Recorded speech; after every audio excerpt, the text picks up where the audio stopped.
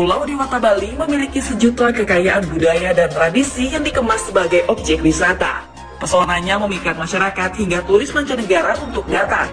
Jadi, tidak heran jika salah satu tujuan mengunjungi Pulau Bali adalah karena adanya upacara adat yang unik, apalagi jika melihatnya secara langsung.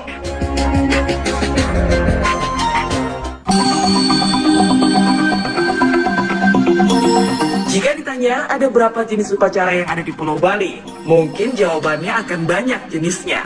Beragam upacara di Bali adalah bentuk rasa syukur kepada Sang Pencipta. Begitu pula yang ditemui tim on the spot saat tiba di Pulau Dewata ini. Upacara penyucian diri manusia dan kehidupannya ini disebut upacara melasti. Upacara melasti dilakukan dengan bersembahyang dan berdoa di tepi pantai. Melasti yang kami temui diadakan oleh pura dalam pura Desa Kutu Tambahan. Terlihat banyaknya penjor yang membentang di sekitar pura. Tak lama ada beberapa orang yang memanggul sebuah tempat yang dipercaya merupakan dewa dan akan diarak sesuai dengan keinginan sang dewa diiringi dengan gamelan yang khas. Uniknya, orang-orang yang memanggul akan merasakan dirinya seperti terbawa untuk melangkah dengan sendirinya. Bahkan kabarnya sampai tidak bisa melepas kayu penyangga karena suatu hal yang terbilang mistis, apalagi jika si pemanggul memiliki hati yang kotor.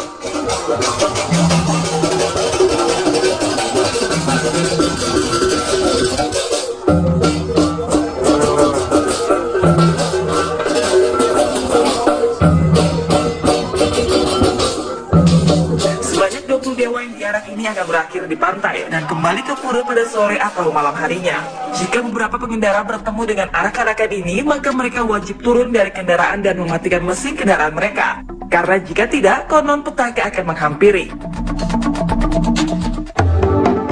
Satu lagi upacara yang sangat terkenal di Bali, yaitu ngaben.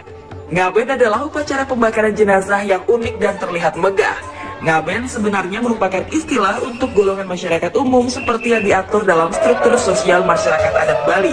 Sedangkan dari kalangan bangsawan atau keluarga kerajaan, tradisi ini disebut lebon.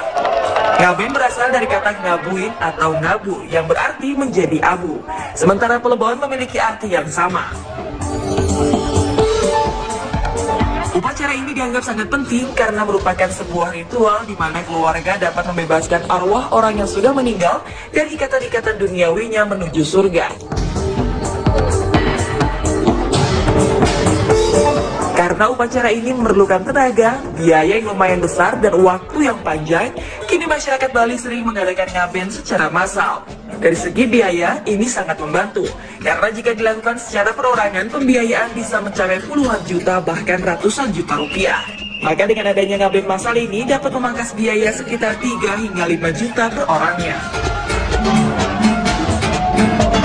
Seperti yang diungkapkan Bapak Wayan sebagai pencetus ngaben massal di tahun 1986, beliau merasa sangat khawatir dengan tingginya tingkat biaya hidup saat ini, sehingga banyak warga merasa kurang mampu untuk mengadakan upacara ngaben. Padahal sebagai pemeluk Hindu, upacara ini wajib dijalankan. Nah, pertama, yaitu sudah jelas bahwa kelihatannya adalah bentuk yang kita pakai sarana upacara adalah sajen-sajen yang mengarah tentang kenaikan pembiayaan. Adapun biaya tersebut kita berstandar dengan keadaan nilai-nilai beras, di mana di dalam keadaan kenaikan harga inilah kita mengacu sehingga di dalam tahun-tahun terdahulu itu tidak jamin bahwa akan sama sampai ke tahun sekarang. Dengan keputusan para pemimpin adat desa, akhirnya dilakukan sosialisasi selama 2 tahun ke masyarakat tentang ngaben massal ini. Tahun 1988 adalah pertama kalinya ngaben massal dilaksanakan. Nah, yang lain juga itu pada saat ngaben yang pertama kali itu kami mempunyai warga masyarakat yang dalam keadaan sudah meninggal itu sampai 192 orang, sehingga bisa beliaunya setelah hitung-hitung selesai itu hanya menghabiskan biaya Rp50.000 per orang pada tahun 88. Bagi masyarakat yang akan mengikuti ngaben massal, maka jenazah akan disimpan atau diawetkan di dalam rumah atau dikubur. hingga ditentukannya tanggal pelaksanaan upacara ngaben oleh pemimpin adat desa sesuai dengan kalender Hindu.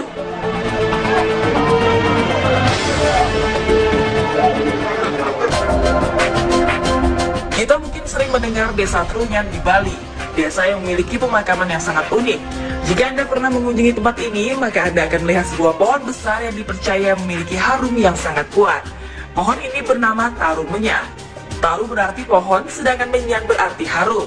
Pohon inilah yang dipercaya menyerap bau-bau jenazah yang berada di bawahnya. Kabarnya, aura negatif pun diserap oleh pohon ini hingga daerah yang terlihat begitu bersih. Konon, pohon berusia ratusan tahun ini tidak bisa hidup di daerah lain. Pohon ini terus tumbuh dengan menyerap nutrisi dari alam dan beberapa jenazah di sekitarnya. Lalu, mengapa pohon ini memiliki harum yang khas? Anda pasti penasaran jenis pohon apakah Taru Menyan ini. Belum ada penelitian yang dapat memastikan secara ilmu pengetahuan tentang pohon ini. Tetapi masyarakat sekitar percaya bahwa terdapat batu-batu menyan di bawah pohon ini. Dan dipercaya dari sinilah harum pohon berasal. Satu, itu karena serapan daripada pohon Taru Menyan. Dan yang kedua, menurut penelitian, bahwa di bawah daripada tempat penguburan itu ada batu-batu menyan. Batu-batu menyan. Nah, ini ada dua sisi yang menyerap daripada bau mayat yang di kuburan itu. Sehingga bau mayat itu betul-betul memang tidak berbau kalau memang niatan pengunjung itu betul-betul akan berkunjung secara positif, artinya tidak mementingkan sesuatu datang ke sana. Belum ada pula penelitian yang dapat memastikan jenis pohon apakah Taru Menyan ini. Sebagian orang mengatakan pohon ini seperti pohon gaharu, pohon yang memiliki harum yang sangat khas. Adakah kemungkinan bau harum ini berasal dari getah pohon gaharu?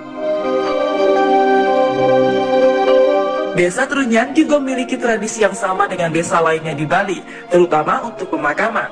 Desa Trunyan menggunakan istilah ngaben, namun dengan cara yang berbeda. Itu ngaben di sini dikembalikan lagi ke tempat asalnya. Artinya mereka kita ambil dari Pertiwi, mereka kembali lagi ke Pertiwi itu. Artinya ke bumi. Itu tidak seperti di tempat lain dibakar dan lain sebagainya. Tidak. Di sini memang unik sekali.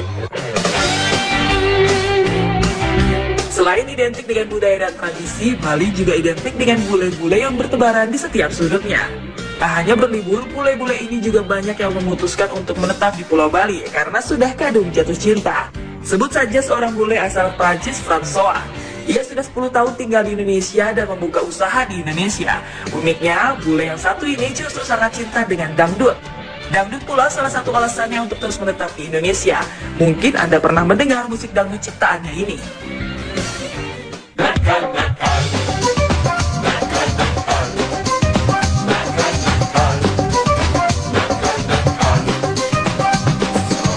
Atau salah satu lagunya yang sempat happening di dunia maya. Aku lapar, aku lapar, aku lapar, aku lapar. Alasannya memilih musik dangdut adalah karena musik ini tak pernah terdengar sedih.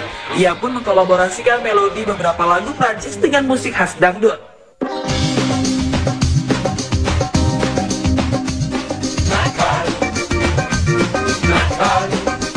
Yeah, the next song for when I do waktu saya bikin lagu dangdut, saya ambil melodi dari Prancis yang kenal di tahun 1960 karena saya pikir yang melodi waktu saya dengar melodi yang itu cocok dengan melodi dangdut di Indonesia. Berarti saya ambil yang melodi itu dan saya kerja melodi dengan komposer yang orang Indonesia untuk masuk jenis dangdut lebih more strong.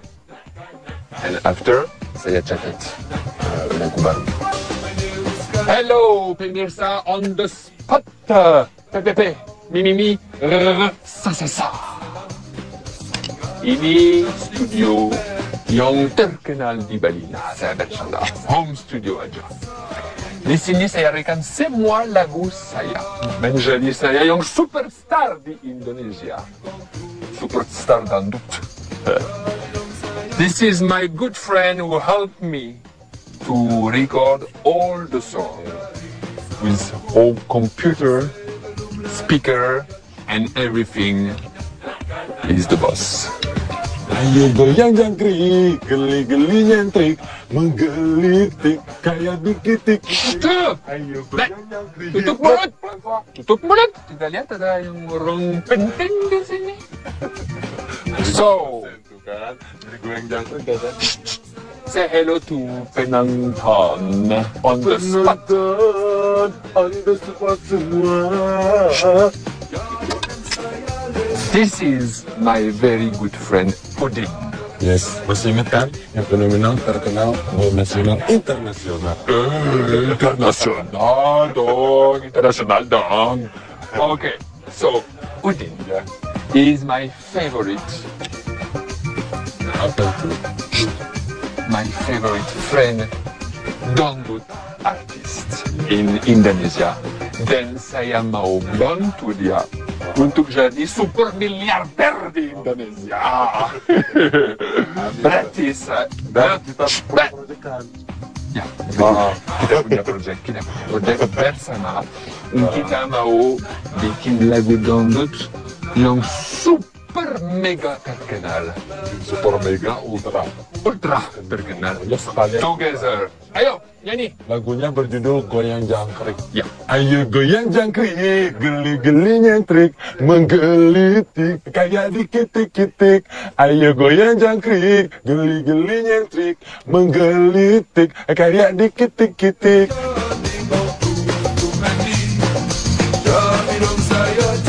Dan itulah tadi beberapa fakta unik di Bali versi on the spot. Saya jongga